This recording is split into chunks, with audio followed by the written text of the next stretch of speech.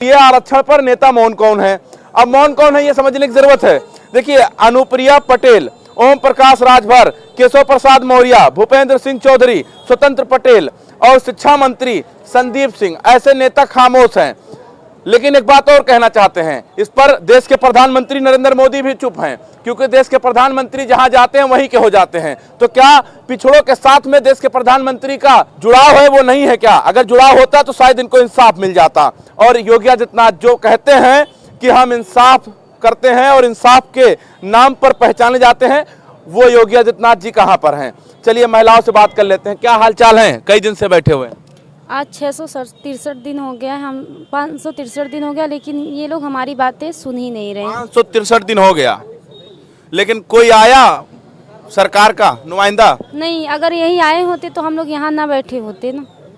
हम लोग भी चाहते हमें न्याय मिल जाए, हम लोग अपने घर, ये खुले आसमान में रहना, खुले आसमान में सोना, यहाँ तक कि हम लोगों का ये घर जैसे हालात हो गई है, जैसे घर पे रहते हैं वही हाल यहाँ पे रहना है। आप कहाँ से आई हैं? जी, मेरा नाम नाज़मा है, मैं अयोध्या जिले से आई हूँ। मैं माननीय योगी जी कहाँ से आई हैं? अयोध्या से आई हूँ। अयोध्या से आए। वहाँ तो उद्घाटन की तैयारी हो रही है, 14 जनवरी या 22 जनवरी को उद्घाटन होगा वहाँ। योगी जी तो वहाँ उद्घाटन तो कर रहे हैं, मंदिर और मस्जिद के नाम पर लोगों को लड़ा रहे हैं, बस मंदिर मंदिर मंदिर करते रहते हैं।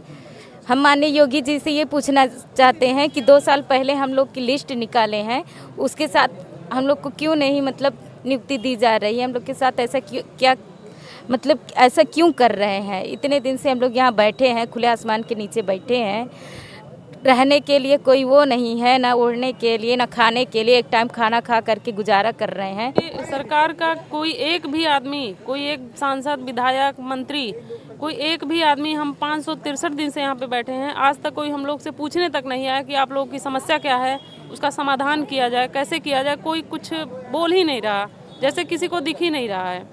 योगी जी बताइए, न्याय के लिए जाने जाते हैं, मंदिर के नाम पे जो है वो वोट ले रहे हैं, और हम लोग क्या जानवर हैं? हम इंसान नहीं हैं? आप एक मंदिर में तो प्राण प्रतिष्ठा कर रहे हैं, और हम जीवित जो जीते जागते इंसान हैं, उनका दर्द आपको नहीं दिख रहा है?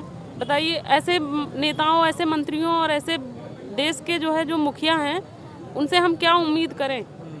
उन्हीं की मतलब हम लोग, ऐसा नहीं है कि हम लोग भीख मांग रहे हैं, हम अपना अधिकार मांग रहे हैं। हमें आज बेसिक में टीचर होना चाहिए था, और 2 साल से हम अपनी ज्वाइनिंग के लिए रो रहे हैं सड़कों पे।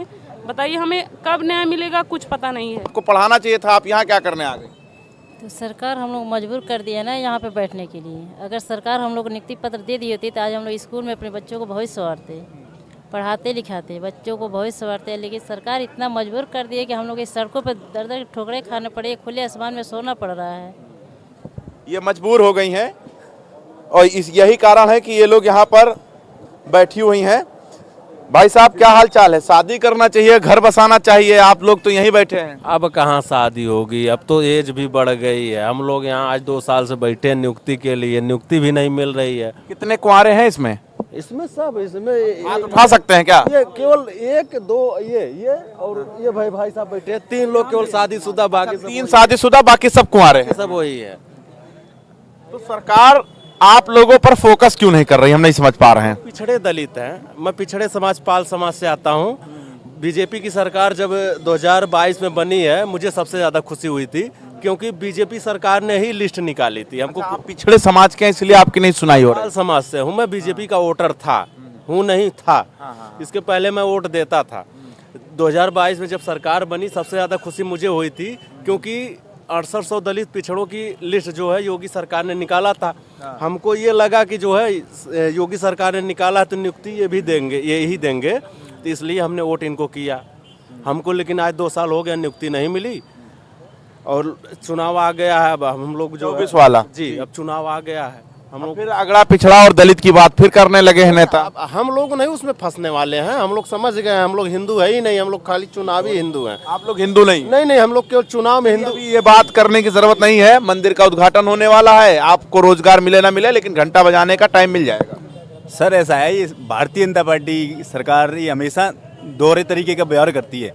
जहां सामान्य वर्ग के जो अभ्यर्थियों के साथ दूसरा व्यवहार करती है, वहीं जो ओबीसी और एससी के अभ्यर्थी हैं उनके साथ दूसरे तरीके का व्यवहार करती है। सर अभी आपने देखा होगा कि जो पुलिस की जो भर्ती निकली है लगभग 60,000 के आसपास, उसमें केवल सामान्य वर्ग के अभ्यर्थियों का मतलब ज़्यादा अहित हो रहा था, इसलिए उन सभी को 3 साल की छूट दे दी गई। और अगर हम लोग यहाँ पे 563 दिन से लगातार अनवरत धरना चल रहा है, हमारे भाई 6 दिन से हड़ताल पे बैठे हुए हैं, जिनकी कंडीशन बहुत ज़्यादा माजरेबल बनी हुई है। हॉस्पिटलाइज 2 भाई बहनों को किया जा चुका है, लेकिन दुर्भाग्य ये है कि माननीय योगी आदित्यनाथ महाराज हम लोगों की आवाज़ नहीं सुन रहे हैं। कोई लेते हमारा, आज हमारा दुर्भाग्य है, मुझे छीन लेते हैं। वो चीज छीन लेते हैं, हमको आकर देते अगर हैं। स्वतंत्र देव पटेल की बात किया जाए तो स्वतंत्र देव बहुत बड़े नेता हैं, भाजपा के कद्दावर नेता हैं। ऐसा माना जाता है कि उनका नंबर 2 की पोजीशन है प्रदेश में मुख्यमंत्री जी के बाद।